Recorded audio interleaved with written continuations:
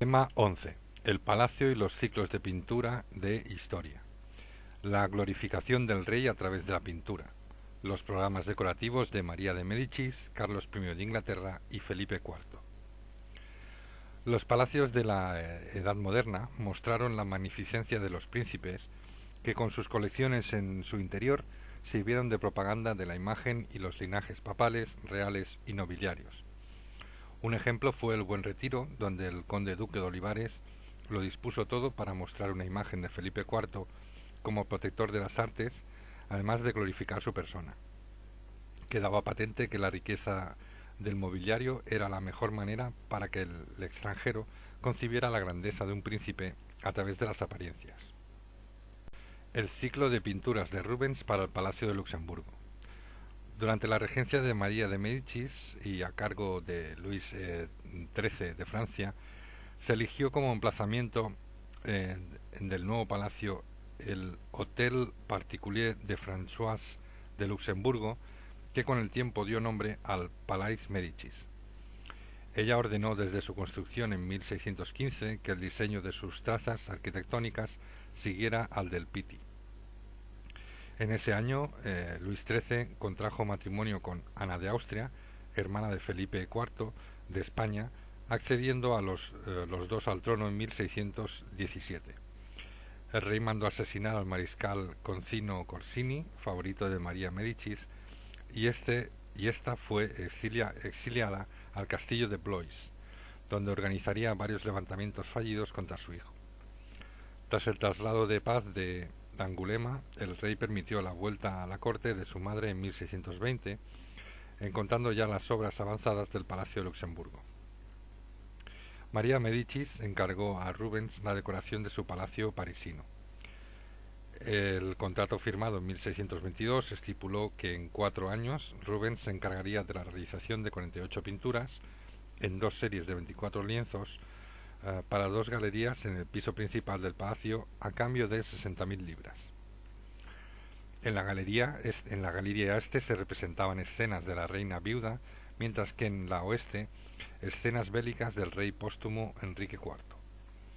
En el planteamiento iconográfico intervinieron el cardenal Richelieu, el tesorero real Claude Maugis y el astrónomo y coleccionista Claude Fabry de Peyrec, amigo de Rubens.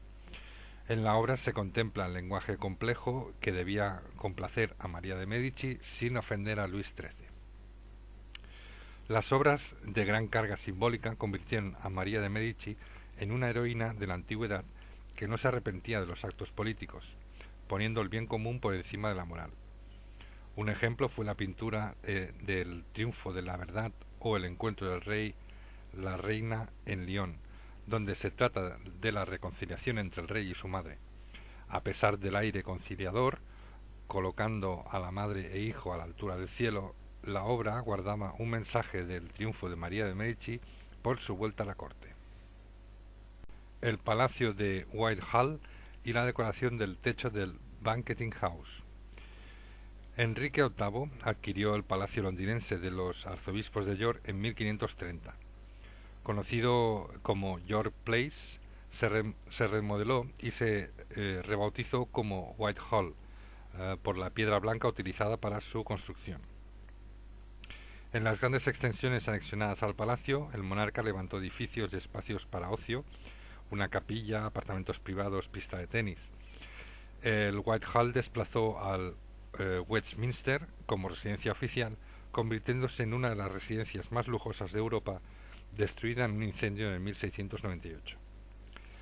Isabel I mandó erigir en los jardines del Whitehall un gran salón festivo llamado Banqueting House, levantado en 24 días y con arquitectura efímera con motivo de la negociación del matrimonio con el duque de Alençon. Jacobo I, sucesor de Isabel, decidió en 1606 transformar el salón en una construcción de planta basical de ladrillo y piedra, pero fue destruida en un incendio en 1619. El rey decidió realizar un proyecto más ambicioso, diseñado por el arquitecto Íñigo Jones, quien combinó la planta basilical con el alzado de un palacio veneciano de 2 plantas. Jones incluyó el piano nobile, un gran salón recorrido por una tribuna ocupando en su interior 2 alturas. Sus grandes dimensiones convirtieron el Banqueting Hall como función casi exclusiva de lugar de celebraciones cortesanas donde se realizaban los masques o mascaradas. Estos espectáculos, que combinaban música, poesía, dramatización y escenografías diseñadas por Inigo Jones, se concibieron para glorificar al monarca con alegorías políticas plagadas de referencias a la antigüedad. Estas mascaradas fueron consideradas emblema de la cultura festiva de la Casa Estuardo, buscando en ellas la legitimidad y la prosperidad de su reinado. En 1623, Carlos de Estuardo, como príncipe de Gales, viajó a Madrid con motivo de seguir las negociaciones para desposarse con la infanta María, hermana de Felipe IV, pero resultó ser un fracaso diplomático por la negativa del príncipe de Gales a convertirse al catolicismo. En aquel viaje, el futuro Carlos I de Inglaterra quedó impresionado por las espléndidas colecciones de pintura del Alcázar de Madrid, recibiendo 2 pinturas de Tiziano de parte del rey, la Venus del Pardo y Carlos V con un perro. A partir de ahí, Carlos I desarrolló pasión por la cultura veneciana, siendo mecenas de Rubens y Van Dyck. En 1625, Carlos I se convertiría en un gran coleccionista de pinturas, rivalizando con Felipe IV. El duque de Buckingham acudió a París para acompañar a Londres a la infanta María Enriqueta, que se convertiría en esposa de Carlos I.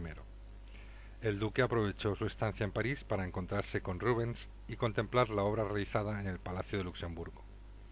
El duque alabó el trabajo de Rubens ante Carlos I y ello realzó el proyecto decorativo del Salón del Banqueting House, eligiendo a Rubens para la realización de un programa iconográfico similar. En 1627, Carlos I adquirió por una importante suma la mayor parte de la pinoteca de los duques de Mantua, y entre las obras destacan los 9 triunfos del César de Andrea Mantegna de finales del siglo XV.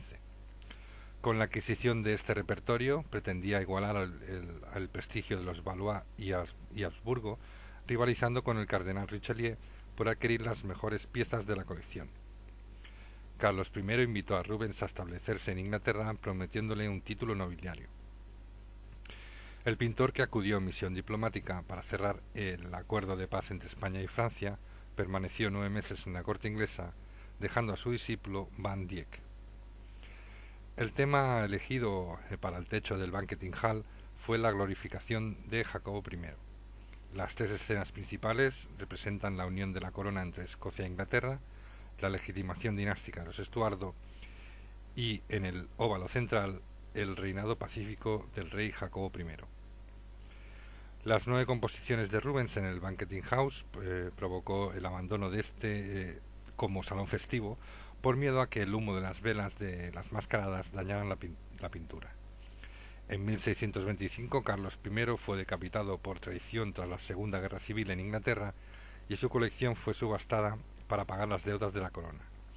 Más de 1.500 cuadros fueron subastados, adquiridos en su mayoría por Francia y España, reforzando así sus colecciones. Los programas decorativos de Olivares y Felipe IV para el Buen Retiro y la Torre de Parada. La campaña de adquisiciones de Olivares para el Buen Retiro. El Buen Retiro fue una residencia temporal para la corte española. La necesidad de adornar las estancias del nuevo palacio obligó al conde duque de Olivares a llevar un programa de adquisiciones entre 1633 al 1643 de unos 800 cuadros de calidad desigual. Muchas de las pinturas configuraban ciclos de paisajes, escenas mitológicas, bíblicas, relatos imaginarios de los reyes de Aragón o cacerías. Las obras de inferior calidad eran ocultas a los visitantes. El conde duque pretendía dar una imagen de acumulación de riquezas y placeres estéticos que simbolizaban la magnificencia, el refinamiento y el esplendor del rey. El programa de adquisición se organizó en torno a 3 mecanismos de actuación: encargos de obras en el extranjero, compras en colecciones artísticas madrileñas y encargos a los pintores de la corte. En la primera vía, los agentes del conde encargaban cuadros a artistas de Roma, Nápoles y Flandes. Destacaban desde Roma lienzos que representaban la antigüedad romana o el envío de 50 pinturas paisajísticas con una primera serie colocada en la Galería de los Paisajes y un segundo ciclo protagonizado por escenas pastoriles que pretendían señalar la función del palacio como descanso campestre del monarca. Otra vía de adquisición fue Madrid, que se convirtió en la principal fuente de aprovisionamiento nacional, adquiriendo obras en el mercado artístico o en colecciones particulares mediante compra o donaciones graciosas.